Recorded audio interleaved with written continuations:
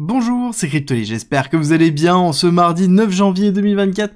On se retrouve aujourd'hui pour parler de Alephium. Vous en avez certainement entendu parler dû à l'accélération haussière qu'on a eue.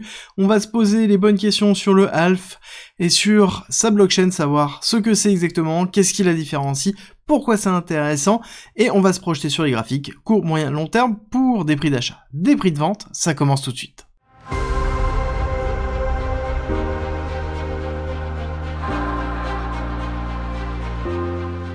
Alephium est une blockchain de niveau 1, donc c'est-à-dire que c'est une blockchain qui a pour but de mettre à disposition des développeurs des outils pour pouvoir construire des applications décentralisées. D'accord, c'est ce qu'on retrouve classiquement, sauf qu'ils essaient de pouvoir régler le trilemme habituel, avoir de la scalabilité, avoir de la sécurité, tout en gardant cette notion de décentralisation. Le but étant de mixer en fait tous les différents éléments pour pouvoir avoir une blockchain qui est parfaite. C'est un petit peu l'idéal de ce qu'on peut retrouver un petit peu partout dans toutes les blockchains de niveau 1, sauf que leur but étant d'être une blockchain en proof of work, mais dans une notion de proof of less work. Ça veut dire qu'ils vont moduler plusieurs choses. Ils vont moduler la difficulté du réseau. Plus il y aura une difficulté du réseau importante, plus il y aura des contre-mesures qui seront mises en place pour pouvoir rester le plus scalable possible et limiter en fait l'impact des prix. Donc ça c'est très important. Et la deuxième chose qui a été effectuée, c'est que ils ont mis en place une notion de sharding directement dans leur proof of work et dans leur consensus pour pouvoir, à travers un DAG, fournir une multiplicité des transactions. C'est pour ça qu'on est dans des transactions très importantes, 10 000 transactions par seconde pour un proof of work, c'est quand même très conséquent. Qui dit modularité sur la difficulté de minage, dit aussi pouvoir influencer la consommation, donc l'utilisation énergétique au niveau du minage. Donc on parle de 87% de moins par rapport à du proof of work classique, et ils disent classiquement don't trust, verify, vérifier comme d'habitude. À côté, on a quelque chose qui fonctionne assez similaire à Ethereum, mais en plus sécurisé au niveau de la gestion des comptes, comme ils en parlent, c'est de l'UTXO modèle qui est entre ce que l'on connaît habituellement en termes d'UTXO et le modèle account que l'on retrouve sur Ethereum. Donc encore une fois, c'est un mix même dans la façon de fonctionner. Et ça, c'est plutôt positif parce qu'ils cherchent à construire une plateforme pour pouvoir faire des transactions par seconde, oui, mais aussi de la gestion de smart contract, à travers notamment leur notion d'account modèle qui était effectuée. Et ils vont même plus loin parce que justement, ils ont conçu une virtual machine et ils utilisent un langage particulier. On va revenir sur ça. Ça, c'est un point positif et négatif en même temps, mais donc du coup, c'est une machine virtuelle qui existe, qui fonctionne et qui permet de pouvoir exécuter des smart contracts. Donc on a quelque chose qui a pour but et qui a pour vocation et qui a pour volonté d'être une plateforme de smart contract pour pouvoir exécuter du code et pouvoir être une plateforme dans laquelle on va avoir des applications à faible coût, scalables, décentralisées. C'est un petit peu l'idée générale d'Alephium. Alors, ils ont décidé de faire leur propre langage de programmation, qui est un dérivé en fait du Rust, le Ralph. Donc pour moi, le fait de devoir créer un propre langage, c'est un choix qui est effectué.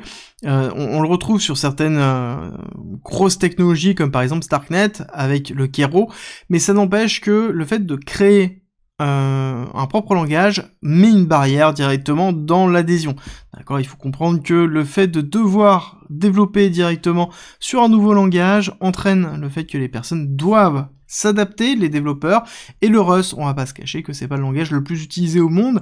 Le seul qui a réussi réellement à faire ça, c'est Solana, d'accord, Solana dans lequel on développe majoritairement Rust, sauf maintenant depuis qu'on a Solend, mais ça n'empêche que le Rust était vraiment très utilisé et ça a été très compliqué. Je connais des personnes qui ont développé beaucoup de projets sur Solana.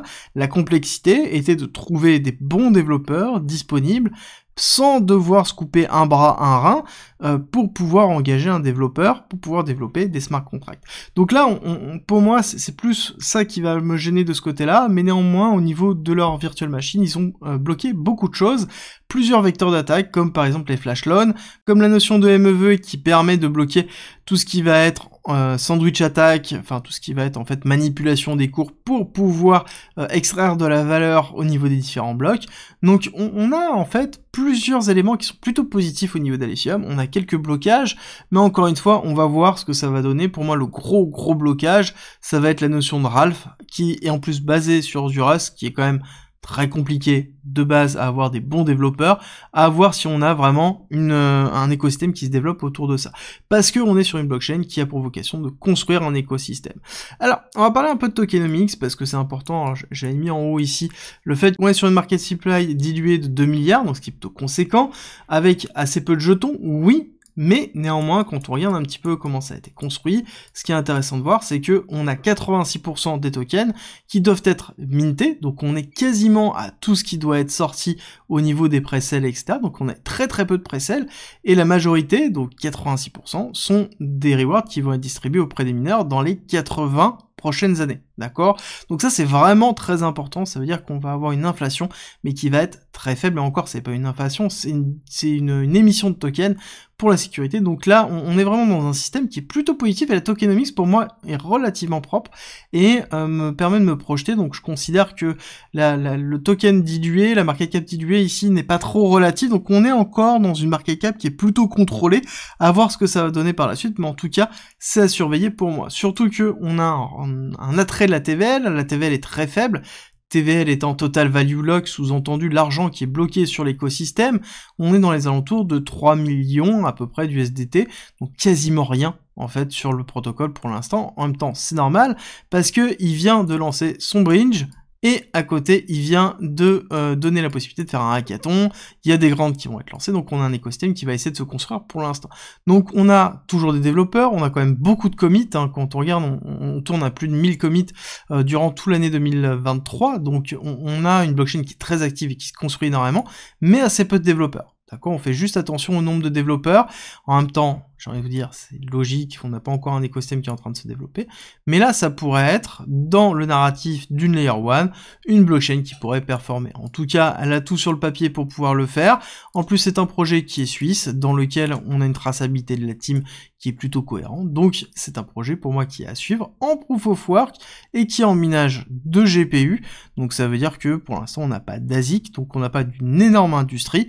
Et je pense qu'on aura un certain nombre de mineurs qui oscillaient entre Flux, entre différentes autres petites choses qui risquent potentiellement de passer directement sur Alephium. À côté, au niveau du cours, alors, on est sur une partie full découverte, hein, d'accord, donc à partir du moment où on a fait un nouvel ATH, on est sur une découverte de prix qui est totale, avec la rupture ici, donc on a tracé un Fibonacci classique inversé, avec un 1,618, 2,618, qui nous donne en fait des targets, 3,618, qui sont pour moi les grosses targets. Grosses targets dans les alentours des 3,25$, ensuite on pourrait aller chercher les 5,22, et pourquoi pas aller chercher les 7, voire beaucoup plus haut. On est sur une market cap diluée des alentours de 2 milliards, je pense que Alephium pourrait assez facilement chercher dans les alentours de 50 milliards si jamais on se retrouve dans un narratif autour d'une Layer 1 et que on a un écosystème qui se développe autour d'Alephium. Encore une fois, il faut un écosystème. Quand on construit une blockchain de niveau 1, si on n'a pas d'écosystème, on n'aura pas de frais de transaction. Donc à partir du moment où l'hyperspéculation s'arrêtera, on aura quelque chose qui retournera à zéro et il faudra faire très attention. Donc c'est une métrique vraiment importante à surveiller. Pour moi, les deux zones de retracement intéressantes seront les 2$, parce que 1, c'est la TH de lancement qui va être très important, et dans lequel on pourrait aller chercher les 1,15$.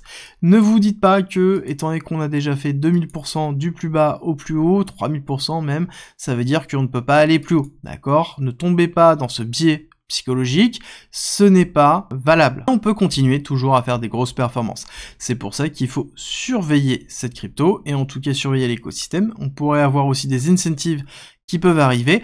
Là-dessus, j'y croirais moyennement, étant donné qu'on a quand même assez peu de tokens qui sont dédiés pour ça.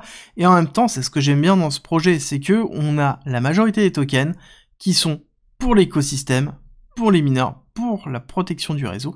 Et c'est ce qui se rapproche le plus d'une notion de fair lunch pour moi. J'espère que cette vidéo vous a plu. Si c'est le cas, n'oubliez pas de me laisser un like et un commentaire, ça me fait toujours très plaisir. Et si jamais vous vous demandez quand acheter, quand vendre, et qu'il vous manque des informations comme ça pour faire votre stratégie, n'oubliez pas que vous avez mon guide qui est à disposition en commentaire et en description. Il est gratuit, 30 pages pour vous donner en fait toutes les clés pour pouvoir vous positionner dans le bull run et pouvoir gérer tout ce qui va se passer durant le bull run. C'est en commentaire et en description.